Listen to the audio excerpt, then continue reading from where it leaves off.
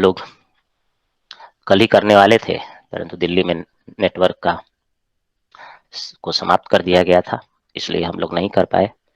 आज हम लोग जो मंडे को यूपीपीसीएस मेंस 25 तारीख को हुआ था, उसका एनालिसिस देखने जा रहे हैं और उसको हम समझने का प्रयास करें कैसा पेपर था और क्या क्या चीजें उसमें आई हुई थी।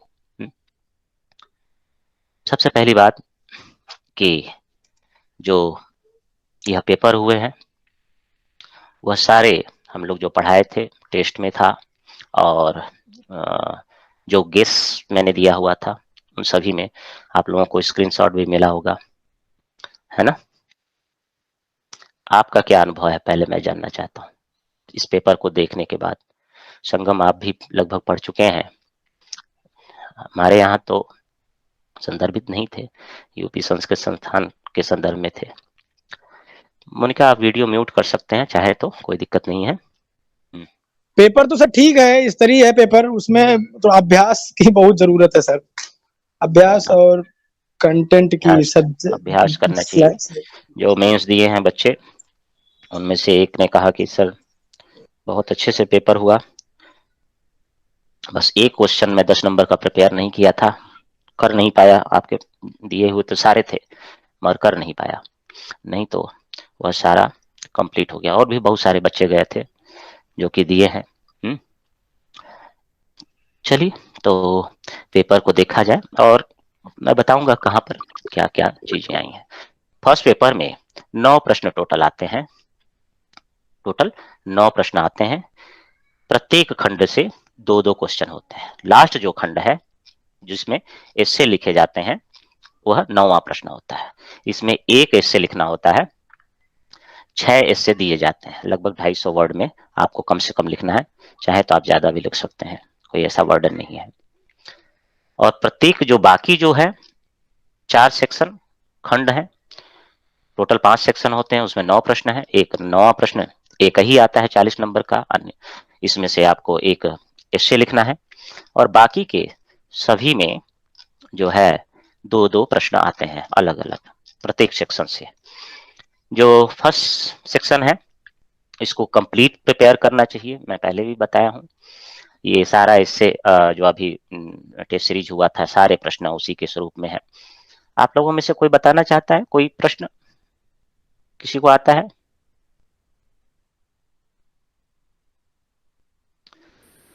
कोई भी प्रश्न फेमिलियर है? भाषा उत्पत्ति के विषय में सिद्धांत क्या है, कोई बता सकता है? खैर आज वाली क्लास में पुराने लोग हैं ही नहीं, तो भाषा उत्पत्ति के सिद्धांत में भाषा की उत्पत्ति कैसे हुई है, दैवी उत्पत्ति कहा जाता है, सांकेतिक उत्पत्तिवाद कहा जाता है, धातु अनुरणन सिद्धांत कहा जाता है। हम होता है, आपने सुना है ऐसा? जी सर। उसमें 2 मार्ग होते हैं, एक परोक्ष मार्ग, एक अपरोक्ष मार्ग। अपरोक्ष मार्ग और परोक्ष मार्ग के स्वरूप में प्राकृत भाषा। अच्छा मैं बता दूं कि ये सारी चीजें हमारे मटेरियल को भी मैं आपको दिखाते चलूंगा कि क्या क्या चीजें हैं। देखिए उत्पत्ति के सिद्धांत, दैवीय उत्पत्ति का सिद्धांत, परोक्ष और प्रत्यक्ष मार्ग, दोनों चीजें। प्राकृत भाषा के सामान्य विशेषताएं क्या हैं, तो आप मैं एक ही एक सेक्शन देखूंगा क्योंकि ऐसे करते करते तो बहुत लंबा समय व्यतीत हो जाएगा, तो जरूरत नहीं है, आपके बुकलेट में दिया गया होगा। भारतीय आर्य भाषाएं प्रथम प्राकृत, द्वितीय प्राकृत और तृतीय प्राकृत के रूप में उसको देखा जाता है। उसकी उत्पत्ति कैसे रही और उसकी विशेषताएं कैसी थी, यह वहां पर आपको जैसे विशेषताएं हैं अलग अलग प्राकृत जो 4 प्रकार के, चाहे सौरसेनी हो, महाराष्ट्री हो, मागधी हो, अर्धमागधी हो, इन तरीके से आप देखें। मैं एक ही एक सेक्शन को दिखाते चल रहा हूं जिससे कि आपको, हमारे पास भी थोड़ा सा समय का बचत हो जाए, समय की अभी कमी है, तुरंत एक और क्लास होना है, तो मुझे लगा कि बस सामान्य स्वरूप उसी तरीके से उच्चारण स्थान की दृष्टि से संस्कृत ध्वनियों का वर्गीकरण करें। तो आप लोग देखे हैं उच्चारण स्थान के स्वरूप में इसकी कैसी स्थिति रही है, चाहे वह आभ्यंतर प्रयत्न रहे हो, बाह्य प्रयत्न रहे हो। अभ्यंतर प्रयत्न, बाह्य प्रयत्न के स्वरूप में आप लोगों ने संज्ञा प्रकरण में देखा होगा नॉर्मली, और आपके बुकलेट में भी वह दिया हुआ है। आप जब चैप्टर नंबर 4 में जाएंगे तो 50 से 64 नंबर पेज के मध्य में वह सारी चीजें उपलब्ध कराई गई हैं। ध्वनि विज्ञान क्या होता है? ध्वनि विज्ञान क्या होता है? ध्वनि शब्द की उत्पत्ति कैसे होती है? ध्वनि ग्राम क्या होते हैं? ध्वनि वर्गीकरण के सिद्धांत क्या हैं? पाली भाषा के प्रमुख विशेषताएं क्या हैं? यही जो हम प्राकृत देखे वैसे ही पाली आपको देखने को मिलेगा। उसके बाद व्याकरण में जाएं तो व्याकरण से तो कम से कम एक आध बच्चे व्याकरण पढ़े हुए हैं, उनसे मैं पूछने का प्रयास करूंगा कि भाई बताइए कि ये दो में से आपको एक करना होता है। 40 नंबर का होता है, 15-15 10, 15-15 10, इसमें से दो में से एक करना होता है। मगर ये पूरा सेक्शन आपको पढ़ के जाना चाहिए, क्योंकि ऐसा नहीं है कि अलग अलग चैप्टर है, एक ही चैप्टर है, भाषा विज्ञान, लिंग्विस्टिक। दूसरे क्वेश्चन तीसरे और चौथे में से देखा जाए तो आपकी जो इच्छा हो वह आप अटेम्प्ट कर सकते हैं। जो तीसरे में आता है उसके 3 सेक्शन है, ए, बी और सी। ए में संधि आते हैं, बी में समास है, सी में कृदंत है, कृत प्रत्यय है, जिन्हें कृदंत कहा जाता है। कृदंत में भी पूर्व कृदंत, उत्तर कृदंत आप लोगों ने देखा होगा। ये है, ये तीसरा। कोई बताना चाहेगा सुधि उपास्य में संधि? यण संधि सर, इको यण।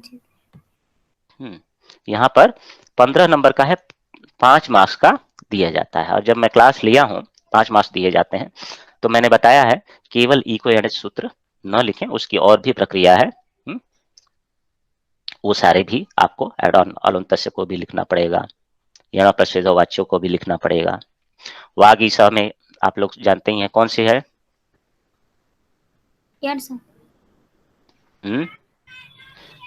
कौन सी संधि है? वाक प्लस ईसा यण संधि है सर। यण संधि है। अच्छा, कहाँ से आपने पढ़ लिया? नहीं सर, नहीं, यण नहीं है, वो व्यंजन संधि है। तो व्यंजन में क्या होगा? वागीश होएगा सर। इसका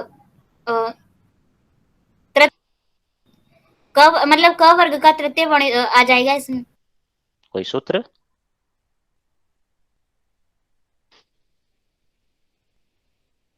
झलाम जसवंते ऐसा कुछ सूत्र है, या झलाम जस जसी या कुछ सुने हैं? Yes sir. क्या है, कौन सा है? मनोरथा में क्या है? मनस प्लस रथा में सर इसमें तो झलाम जशवंत, इसमें अभी वाक वाले में झलाम जशवंत, इसमें विसर्ग संधि है। मनोरथा। स को रू कैसे हो जाएगा?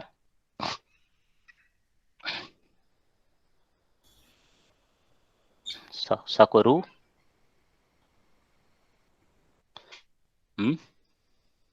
स को रू किस सूत्र से होगा? सजनिया नाम। सहज स्वरू। और रू को ऊ किससे होगा? हसी चसु ने? जी, हसी से। Yes sir. समाज में आप यथाशक्ति देख सकते हैं, उपधारू, चित्रगु। कृदंतों में आप 2 आता है, ध्यान दीजिए, 10 नंबर का है तो 4 आते हैं, उसमें से द्वयोरेव 2 ही लिखना होता है। कई लोग इसको पढ़ते ही नहीं है, सोचते 4 लिखना है। एक बार एक मेंस देके बच्चा है, बोला सर 4 लिखने थे ना, मैं तो एक आ ही नहीं रहा था, इस तरीके से बोला नहीं 4 नहीं। एक आध उदाहरण आप देख लें कि मैं जो थोड़ा सा टफ था, नंदी ग्रही पचादिभ्यो लिणिन्यश, नंदयति नंदन, इसके स्वरूप में। आगे देखिए, प्रियंवदः वशंवदः, प्रियंवदः में प्रियवशेवदः खच, खच प्रत्यय हुआ, तो इसकी ये प्रक्रिया है। अब आप 5 नंबर लेना चाहते हैं तो इतना तो आपको लिखना चाहिए। क्वेश्चन शो नहीं हो रहे इसमें स्क्रीन पर। क्वेश्चन आएगा ना, ये रहा क्वेश्चन। जनार्दन प्रियंवदः चिकीर्षु पाकः, प्रियंवदः। इसी तरीके से आपको जो बुकलेट व्याकरण की दी गई है उसमें एक एक करके सारा मिल जाएगा। उसी तरीके से तद्धित में ही है सारे, कोई भी एक प्रश्न ऐसा नहीं है, चाहे वह विभक्ति का रहा हो, जो आपको दिया न गया हो या उपलब्ध ना हो सभी लोगों को। जो दर्शन की प्रक्रिया में यदि आप देखें तो दर्शन में पहला जो पार्ट होता है, पांचवा नंबर क्वेश्चन, वह मैं कहता हूं आप लोगों को बार बार कि उसको लिखिए या उसको ज्यादा लिखने का प्रयास कीजिए। उसको ज्यादा लिखने का प्रयास कीजिए, क्योंकि इसमें मार्क्स मिलने की संभावना है और प्रश्न की थोड़ी सी लिमिट कम रहती है। तर्क भाषा में 7-8 प्रश्न बनते हैं, वेदांत सार में अज्ञान के स्वरूप और वेदांत सार में लगभग 10-12 प्रश्न बनेंगे। इसके एक आध कोई अगर उदाहरण हो, जैसे सांख्यकारिका है तो सांख्यकारिका का प्रयोजन, सांख्यकारिका के नामकरण, प्रकृति की सत्ता, पुरुष की विशेषताएं, सांख्य पुरुष, वेदांत तथा न्याय की आत्मा की तुलना, सत्कार्यवाद, ये सारा प्रश्नोत्तर के रूप में सारी चीजें, चाहे वह तर्क भाषा हो, वेदांत सार हो। क्वेश्चन क्यों नहीं आ रहा है? आपकी स्क्रीन पे नहीं आ रहा है? यहाँ तो मुझे दिख रहा है, स्क्रीन पे सबको दिख रहा है ना? जी सर, दिखाई पड़ रहा है। दिख तो रहा है। फिर कठोपनिषद में अजो नित्य शाश्वतो यम पुराणो, वह अज है, नित्य है, कौन? आत्मन। भगवत गीता के अनुसार कर्म योग क्या है? और गीता में कहा गया निर्द्वंद्व नित्य सत्वस्थ निर्योग क्षेम आत्मवान। द्वितीय अध्याय में मेरे ख्याल से 45 होगा या 46 होगा, 45 ही होगा। तो ये जो वेद है वह 3 गुणों के कार्य का ही वर्णन करता है। तो अर्जुन तुम करो क्या? तुम तीनों गुणों से रहित हो जाओ, निर्द्वंद हो जाओ और निरंतर परमात्मा में स्थित हो जाओ। योगक्षेम की भी चाह मत रखना, निर्द्वंद हो जाओ, नित्य सत्वस्थ हो जाओ, सत्व में निर्योगक्षेम, योगक्षेम से परे हो जाओ, अपनी आत्मा को परमात्मा के साथ जोड़ दो। इस तरीके से दर्शाया गया है। इसके बाद ध्वन्यालोक और काव्य प्रकाश है। इन दोनों में यदि कहा जाए तो आप कोई सा भी प्रश्न अटेम्प्ट कर सकते हैं। इसमें मेरा यह मानना है कि आप आसानी से और अच्छे मार्क्स के साथ में 7वां नंबर अटेम्प्ट करें तो ज्यादा बढ़िया रहेगा। 8वां भी कर सकते हैं, दोनों ठीक ही ठाक स्तर से, लगभग मार्क्स के स्तर से समान है। एक आध इस पे भी आपको जो, अच्छा मम्मट का काव्य प्रयोजन ही बता दीजिए। मम्मट में कहाँ लिखा है? बी में 7B काव्य प्रयोजन। सारे प्रश्न उत्तर ऐसे आपको उपलब्ध हैं, आपके सब पेज वाइज दिए हुए हैं। मम्मट के काव्य प्रयोजन का काव्य कारण, प्रयोजन क्या होता है, अभी कुछ दिन पहले हम लोग चर्चा किए थे, शायद कोई आप लोग तो सभी नए हैं, तो बस किरण है। काव्य प्रयोजन क्या होता है किरण? सर काव्य को लिखने का जो उद्देश्य है, हाँ सर, उस जिस तो उद्देश्य से वो काव्य लिखा जाता है उसका वही उसका प्रयोजन होता है कि किस उद्देश्य से कवि ने वो काव्य लिखा था। मम्मट का क्या है? काव्यम मिशसे अर्थकृते व्यवहार विधे सेवेत तरक्षते सद्या परिनिवृत्ते कांता सम्मित उपदेश सम्मित उपदेश, है ना? यस, हाँ। 6 वो अर्थ है। संगम को वहाँ जब यूपी संस्कृत संस्थान में थे तो पढ़ाया गया था डिटेल में, याद है संगम? जी गुरु जी, याद है। कैसा अध्ययन हुआ था आपका? काव्य शास्त्र वहाँ पे मैं पढ़ाया था, और व्याकरण, और पता नहीं, मुझे तो अब याद भी नहीं है। दर्शन पढ़ाया था सर, काव्य प्रकाश ही, साहित्य भी चला था और व्याकरण का भी पोर्शन चला था, फर्स्ट पेपर पूरा चला था। समय का अभाव। उसके बाद भाषा संबंधित भी सब लिखवाए थे आप? अच्छा, भाषा विज्ञान भी है ना, वो भी हुआ था। सही कह रहे हैं। तो जो ये है, जो निबंध की तरफ 250 वर्ड में आपको संस्कृत में निबंध देना है, और मैं बार बार कहता हूं कि मैं गेस करके दे दूंगा आपको, उसमें से 2 प्रश्न या 1 प्रश्न, 2 एक ही लिखना है, 1 या 2 आ जाएगा। इस बार जो मैंने गेस दिया था सभी लोगों को, आप लोगों को शेयर भी किया था, ग्रुप में भी शेयर किया था, उसमें से 2 ऐसे जो है आए थे। एक था कारुण्यम भवभूतिरेव तनुते, और दूसरा भारवेरर्थ गौरवम। बाकी सब भी इंपॉर्टेंट है, मगर जब गेस 7 ही 8 करना होता है, 15-20 नहीं, 7-8 ऐसे गेस, उसी में से आपको 1 या 2 निश्चय मिल जाना है। और मिला भी है इस बार बच्चे, आप लोगों से स्क्रीन भी शेयर किया हूं। चलिए, तो इस तरीके से इतना एक आप प्रेडिक्ट कर सकते हैं, प्रिपेयर कर सकते हैं, क्वेश्चन को देख सकते हैं, और साथ में प्रीवियस ईयर पे फोकस रखेंगे, सारी चीजों को समझते हुए सिलेबस को कंप्लीट करेंगे। एक्स्ट्रा कुछ क्वेश्चन हमने दिए हुए हैं आपके बुकलेट में, वो भी करना है। कल को वह पूछ लिया, पैटर्न से अलग जाकर पढ़े रहेंगे तभी आप लिख पाएंगे। सेकंड पेपर में कुछ है ही नहीं, सेम जो है सारी चीजें रिपीट हुई हैं। अनेक राजान्य रथाश्व संकुलम तदीयम स्थान निकेत नाजिरम, कहाँ का है?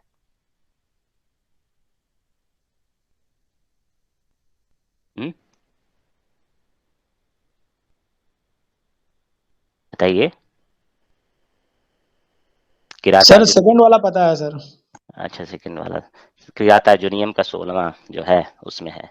क्या कहते हैं इसको? इसको जो है संस्कृत में आपको व्याख्या करनी होती है, ये आप ध्यान रखिए। ये जो अगर आप ये करना है, कंपलसरी नहीं है। इसमें हिंदी में भी प्रश्न दिए हैं, उस वाले में हिंदी में नहीं था, यहाँ पे हिंदी में भी लिखा हुआ है। तो ये कंपलसरी नहीं है, 8 क्वेश्चन है, जो आपकी इच्छा हो उसके हिसाब से आप लिख सकते हैं। इसमें नहीं है कि सेक्शन इसमें करना ही करना है, सेक्शन पहला वाले जैसा सेक्शन है वैसा यहाँ पर नहीं है। कुल 5 प्रश्नों के उत्तर देने हैं, जो आपकी इच्छा लगे वैसा आप दे सकते हैं। संस्कृत में व्याख्या यदि करते हैं तो ठीक है, कर सकते हैं तो भी ठीक है, नहीं सर तो इसमें तो लिखा है संस्कृत में व्याख्या कीजिए। हाँ, तो अगर ये क्वेश्चन अटेम्प्ट करेंगे तो संस्कृत में लिखना पड़ेगा। जी सर। हम्म?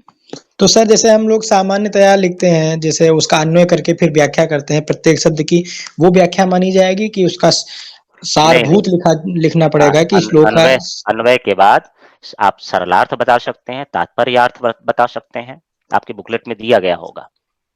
जी सर। अन्वय का भी अर्थ चाहे तो आप बता सकते हैं। उसके बाद फिर व्याकरण विमर्श है।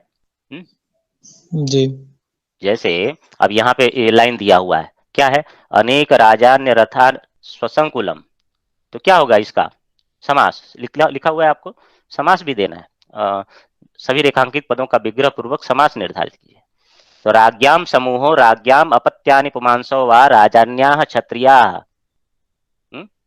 अनेके राजन्या इति अनेक राजन्याः, रथाश्च अश्वाश्च इति रथाश्वम्, तेषाम् अनेक राज्यानां रथाश्वम् तद अनेक राजान्य रथाश्वम्, तेन अनेक राजन्य रथाश्वेन संकुलम इति अनेक राजन्य रथाश्वं संकुलम। होगा कि नहीं? अस्तु जी गुरुजी। उसके बाद नृपोपाय नदन नीताम हुआ, तो आपको बुकलेट में सारा दिया हुआ है। उपायानि दंतिना इति उपायन दंतिनः, पहले ये होगा। फिर नृपाणाम ये उपाय दंतिनः ते नृपोपाय दंतिनः, फिर होगा तेषाम नृपोपायन दंतिनाम नृपोपायन दंतिनाम भविष्यति। ये आपको व्याकरण विमर्श लिखना है। ये सारा जब आप लिखेंगे तो उसके बाद दूसरा आप ही बता रहे थे, जानते हैं? जी गुरुजी, ये मेघदूत का है सर। मेघदूत का है। तोमत ज्योति सलिल मरुताम यस सन्निपातक्व मेघा, है ना?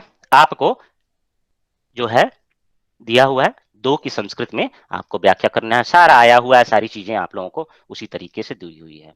इसके बाद आता है संकल्पितम प्रथममेव मया त्वार्थे, चतुर्थ अंक, है ना? जी सर। पाठक कह रहे हैं मैंने तुम्हारे लिए संकल्प किया था और तुमने तो खुद ही प्राप्त कर लिया, खुशी के संदर्भ में हो गया।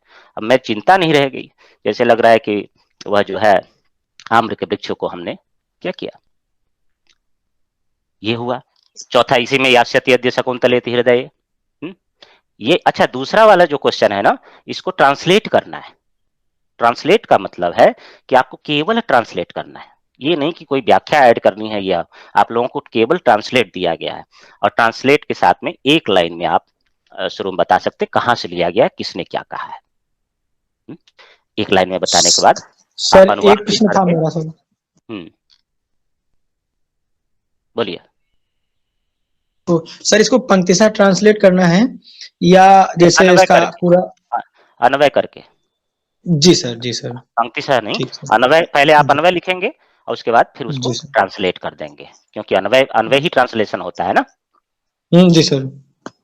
ठीक है। सर इसके इसके बाद पहले पहले इसके पहले सर जो श्लोक थे उसमें नीचे एक रेखांकित किया गया था जिसका आपने अभी अन्वय करके बताया था सर। तो उसका जो है सबसे अच्छा किस तरीके से उसका व्याख्या किया जाए सर? वो मैंने सबसे बुकलेट अच्छा में तरीका दिया कौन हुआ है, सा मेरा माना जाए? मेरा यदि आप बुकलेट लिए हो तो उसमें एज इट इज दिया हुआ है कैसे आपको, और मैं क्लास में भी पढ़ाता हूँ। जी सर। तो सारा बुकलेट में उपलब्ध कराया गया है।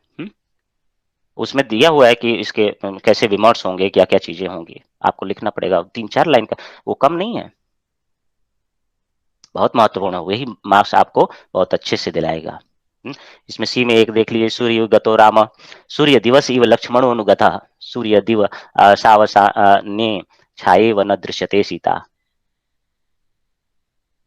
कितनी सुंदर बात है, ऐतिहासिक राम रहे हैं। प्रतिमा नाटक में बताया गया, द्वितीय अंक में, है ना, राम का अवतार का वर्णन बताया गया। इसके बाद तो ये प्रीवियस सारा आया ही हुआ है, काव्येषु नाटकम रम्यम, मृच्छकटिक नाटक के प्रथम अंक का महत्व, और एक और चीज पूछा, शिवराज विजय में प्रथम निश्वास का सारांश। शिवराज विजय के प्रथम निश्वास का सारांश किसने लिखा है? शिवराज विजयम, अंबिकादत्त व्यास जी ने। इन्हीं को अभिनव बाण भी कहा जाता है। जी सर। अभिनव बाण, इन्होंने गद्य काव्य लिखा। ये एक ऐतिहासिक उपन्यास कहा जाता है। शिवराज शिवराज उद्यम भी गद्य काव्य है ना उनका भी? नहीं, महाकाव्य है वर्णन वो महाकाव्य है, वो महाकाव्य है, ये श्लोक गद्य, सहित। श्लोक छंदोबद्ध महाकाव्यम। हाँ सर। छंदोबद्ध जो होगा महाकाव्य होगा, ये गद्य है।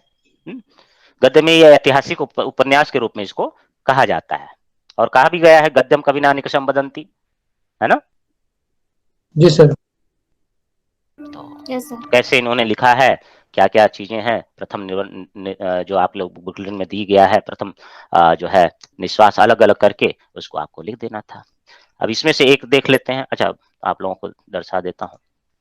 मम्मट का हो गया, फिर जो हमारे बुकलेट में जो एसेज आए हुए हैं, रम्य रामायण कथा आदि, फिर श्लोक आ गया, धूमत ज्योति सलिल मरुताम सन्निपातक मेघा, ये सब हम लोग चर्चा किए, यास्यत यद्य। उसके बाद आया, मान लीजिए कि आपके पास जो क्वेश्चन है, इसमें से एक, सारे तो दिए गए हैं, मैं आप देखेंगे कि इसका क्लास भी उपलब्ध है, जो संक्षिप्त टिप्पणी है यूट्यूब पे क्लास भी उपलब्ध है। विस्कंभक हो गया, पंचसंधियां हो गई, अर्थ प्रकृति। कोई पंचसंधि बता सकता है? पंचसंधि क्या होता है? सर व्याकरण में है अचसंधि। अरे नहीं नहीं, हल। अरे भाई नहीं। जी साहित्य वाली पंचसंधि सर। हाँ, साहित्य वाली। जी जी सर। क्या है?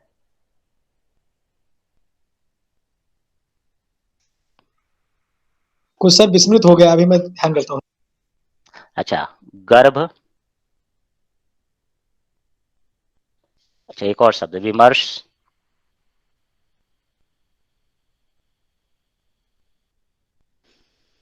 किरण आप बताएं। नाटकों में पंचसंधियों की आवश्यकता होती है, नाटक पंचसंधि युक्त होते हैं। मुख, प्रतिमुख, अभी भी याद आ रहा है? जी सर। क्या?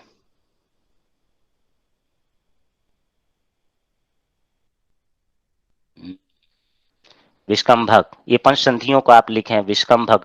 इसमें अर्थों, विस्कंभक का मतलब 4 लाइन नहीं होता है। अब देखिए ये कितना विस्कंभक में मैंने दिया हुआ है, आपको 15 नंबर 10 नंबर मांग रहा है।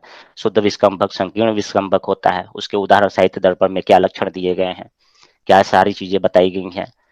पंचसंधियों के बारे में साहित्य दर्पण में अन्य जगहों पर क्या बातें की गई हैं, क्या बातें की गई हैं कि अर्थ प्रकृतियां क्या होती हैं, आपके बुकलेट में सारा उस तरीके से दिया हुआ है।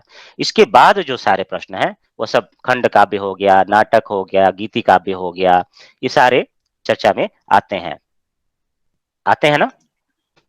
और जो प्रश्न पूछे गए वह जो है, पहले ही शिक्षा, कल्प, निरुक्त, कोई बता सकता है? संगम आप बता सकते हैं, शिक्षा क्या होती है, कल्प क्या होता है, निरुक्त क्या होता है? बोलिए संगम, बताएं। सर जी निरुक्त जो सर है, वेद का स्रोत बोला गया है। स्रोत बोला गया है? आपको पढ़ाया गया है वो वहाँ लखनऊ वाले में, भाषा विज्ञान में हम लोग पढ़े थे, लिंग्विस्टिक में, निरुक्त क्या होता है, शिक्षा क्या होती है, कल्प क्या होता है।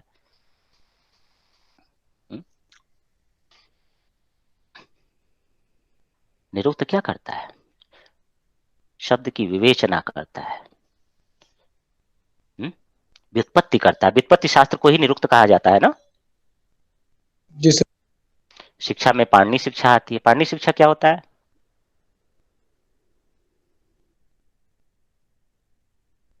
शिक्षा क्या होती है? जब आप वेद मंत्रों का उच्चारण करें तो कैसे करें? वेद मंत्रों के शुद्ध उच्चारण से संबंधित है ये, मतलब इसमें स्वर तथा वर्ण का उच्चारण ही इस शिक्षा को कहा कल्प गया। क्या होता है? क्रियाकल्प। वैदिक मंत्रों का या वैदिक कार्य जब कर रहे हैं तो कैसे उसको करना है, क्या क्या प्रक्रिया फॉलो करना पड़ेगा, कल्प होगा। सारा एक विस्तृत आपको बुकलेट में दिया हुआ है। उसके बाद हितोपदेश, श्रीहर्ष, 8वें पे आते हैं। इसको जरूर आप लोगों को अटेम्प्ट करना चाहिए, भले इसको संस्कृत में ट्रांसलेट, 2 ट्रांसलेशन दिया रहता है, एक थोड़ा सा स्लाइट थोड़ा सा टफ होता है, एक बहुत इजी होता है। ऐसे दोनों बहुत इजी होते हैं सामान्य तरीके से देखा जाए तो। गंगा तट पर एक साधु रहता था, विद्यार्थी जीवन एक कठिन साधना का समय होता है। कोई बता पाएगा? विद्यार्थी जीवन एक कठिन साधना का समय होता है।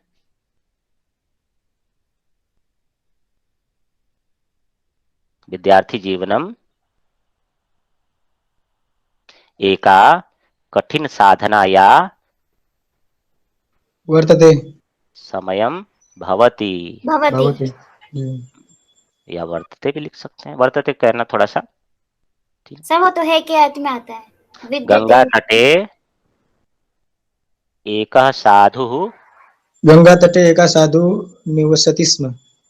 हाँ सर, आप निवसति भी लिख सकते हैं, वसति स्म भी लिख सकते हैं, अवसत भी लिख सकते हैं, है ना। तो इस तरीके से आप सामान्य संस्कृत राइटिंग कर लेंगे तो सामान्य तरीके का एक मगर ये ध्यान रखिएगा कैसे इसको 40 मार्क्स का है तो आप ध्यान रखिए कि पहली लाइन है रहता था, उसके बाद उसकी त्याग तपस्या से वहां के लोग धीरे धीरे प्रभावित हो गए। दूसरी 2 वह प्रतिदिन सायंकाल कभी रामायण की कथा कभी श्रीमद् भागवत। 3 वहां कोई रहने का स्थान नहीं था। 4 पेड़ की छाया में बैठकर उपदेश देता था। 5 धीरे धीरे लोगों की भीड़ इकट्ठी होने लगी। 6 लोग आकर उससे जब यह कहते हैं कि समीप में हमारा घर है, आप वहां चलकर रहिए।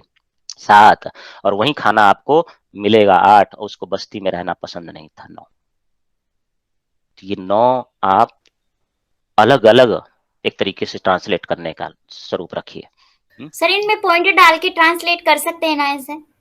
हाँ कोई दिक्कत नहीं। और तो ये क्या है इस तरीके से रखेंगे ना तो आसानी से आपको होगा भी और आप मार्क्स भी एक अलग अलग लिखेंगे। डायरेक्ट इसी तरीके जैसे ये लिखा है वैसे नहीं, 9 लाइन में लिख देंगे तो आसानी होगी चेक करने के वाले को भी और आपको देखने की भी। ऐसे लिखा और सर इसमें वर्ड टू वर्ड एक्सप्लेन करना है या फिर अपनी तरफ से भी कोई वर्ड इसमें ज्वाइन कर सकते हैं, मतलब लगा सकते हैं? कोई नहीं लगा सकते हैं। हाँ बस उसके जो अलग अलग अर्थ जैसे हम देखे पर्याय लिख सकते हैं ना सर? हाँ पर्याय लिख सकते हैं, वसति स्म लिखे या अवसत लिख सकते हैं, है? या फिर हाँ यही 2 ही बनेगा, ये 2 आप लिख सकते हैं। तो जो उसके बराबर में हो वो आप प्रयोग कर सकते हैं। ठीक है, तो ये ध्यान रखिए अनुवाद में आपकी गलती नहीं एकदम होनी चाहिए। कहाँ बिंदु लगना है, कहाँ पे संधि होनी है, वो सारी चीजें वह सिस्टमेटिक वे में वो हम लोग संस्कृत राइटिंग के अभ्यास में ये खैर आप लोग पढ़े हुए करेंगे जो नए बच्चे हैं। जो लोग संगम तो लखनऊ में अपना संस्कृत संस्थान में किए ही हैं, किरण हमारे यहाँ से पढ़ी ही हैं। तो ये क्या है ओवरऑल में चलूं तो पेपर सेकेंड कोई भी क्वेश्चन कंपल्सरी नहीं है। आपकी जो इच्छा, आपको ये संस्कृत वाला यह आपको बहुत ही ज्यादा टफ लग रहा है कि भाई इसका जो है अनेक, अभी मैंने बताया अनेक राजन्य रथास्व संकुलम, इसी की व्याख्या आपके जो विग्रह होगा रेखांकित पद का वो क्या है 3-4 लाइन का विग्रह ही आपको, गलती आप नहीं कर सकते हैं। खैर फिर भी मार्क्स मिलता है, उसकी कोई इतना बड़ा इश्यू नहीं होता है। सामान्य तरीके से भी आपने लिखने का प्रयास किया तो मार्क्स मिलता है। तो कंपल्सरी नहीं है मगर आप छोड़ सकते हैं, ले सकते हैं जो आपको सुटेबल लगे। पहला कंपल्सरी है संस्कृत में व्याख्या करना, बाकी 8वां जो कंपल्सरी अगर आप लिखना चाहते हैं, पहला भी कंपल्सरी नहीं है लिखने के लिए और 8वां भी कंपल्सरी नहीं, मगर लिखने से क्या है मार्क्स मिलते हैं। तो उसके लिए प्रयास किया जाता है, प्रयास करना चाहिए। नहीं तो अगर बहुत आपको समय नहीं मिल रहा है और ये एक सेक्शन बहुत बड़ा है फर्स्ट वाला क्वेश्चन तो आप स्किप कर सकते हैं, दूसरा तीसरा चौथा पांचवा छठा सातवां आठवां उस पर फोकस कर सकते हैं, ऐसा कोई दिक्कत नहीं है। रही बात जो मैं आपको बात बताता हूँ स्पेशली यूपीपीसीएस से संबंधित है, वह क्या है हमारे जो गुरुजन रहे हैं, जब मैं पढ़ता था बनारस में तो हमारे ही गुरुजन लोग यूपीपीसीएस इंटरव्यू बोर्ड में थे, अन्य जगहों पर थे। उन्होंने हमको इनकरेज किया कि तुम्हें जो है तुम्हारी अलग प्रतिभा है और जाकर के तुम्हें यूपीएससी की अन्य चीज़ों की तैयारी करनी चाहिए। फिर मैं बाद में 2004 के आसपास फिर यूपीएससी की तैयारी और इन सब प्रक्रिया में लगा। तो कोई भी चीज बिना अनुभव के आपको नहीं बताई जाती है। कोई भी ऐसी वस्तु बिना प्रॉपर वे देखे हुए नहीं बताई जाती है। तो आप इसके लिए बेफिक्र रहें कि आप जो है कंफ्यूज हो कि हमको कैसे करना है, क्या करना है, कहाँ करना है, इसके लिए बेफिक्र रहिए। सर ये क्वेश्चन 1 के टॉपिक्स हैं, इनसे क्या क्वेश्चन आंसर में भी कुछ पूछ सकता है या फिर सिर्फ व्याख्या ही पूछेगा? व्याख्या ही पूछता है बस, इसमें व्याख्या ही आता है बस। इससे और दूसरा छोड़ना नहीं चाहिए। दूसरा ट्रांसलेट है, अनुवाद है, बहुत अच्छे मार्क्स मिलते हैं। दूसरा हिंदी में आपको अनुवाद करना है या इंग्लिश में अनुवाद करना है, बहुत अच्छे मार्क्स मिलते हैं। इसके लिए आप बेफिक्र होकर के अनुवाद पे पहले जाएं, बेहद आसान है अनुवाद करना। हाँ, मगर ये ध्यान रखिए अनुवाद करने में अन्वय लिखिए और उसके बाद फिर अनुवाद कीजिए हिंदी में या इंग्लिश में। क्लियर है? और चला जाए फर्स्ट सेक्शन की तरफ। तो 9 क्वेश्चन आते हैं, ध्यान दीजिए 9 क्वेश्चन आते हैं, जिसमें 9वां अनिवार्य है क्योंकि वो एक ही है, एक ही ऐसे। बाकी के 8 जो क्वेश्चन है वो ग्रुप में है, ये भी ग्रुप में आता है मगर बाकी को ABCD ग्रुप में है, 2-2 हैं, 2-2 में से एक-एक करना होता है। कई बच्चे मेंस दिए रहते हैं, उनको ये इतना तक ध्यान नहीं है। मैं पूछता हूँ कितना क्वेश्चन, बोले सर 8 ही क्वेश्चन आता है ना, 8 पहले में 8 दूसरे में। 8 नहीं, पहले में 9 आता है, दूसरे में 8 आता है। ये सब सारी चीजें ध्यान रखने की आवश्यकता है। और कोई भी ऐसी वस्तु है नहीं जो कि आपको पढ़ाई नहीं गई, आपको उपलब्ध नहीं कराया गया, जिससे कि आप इस कंपटीशन को अटेम्प्ट न कर पाए सारी चीजें। तो चलिए आज के लिए इतना ही। आप लोग आप लोग बहुत सारी चीजें समझे होंगे, और कोई भी समस्या हो तो आप कॉल कर ही सकते हैं, मैसेज कर सकते हैं, है ना? कोई प्रश्न है किसी के पास?